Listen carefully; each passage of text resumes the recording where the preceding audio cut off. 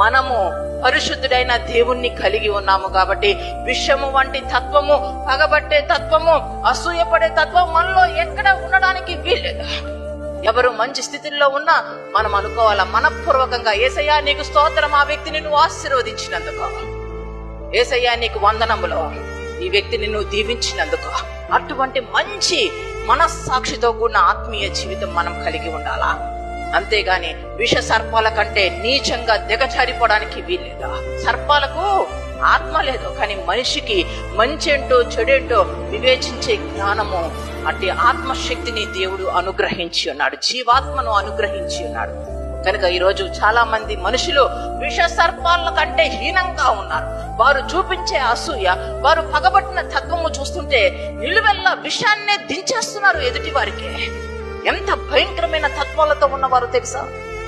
అటువంటి నీచులే.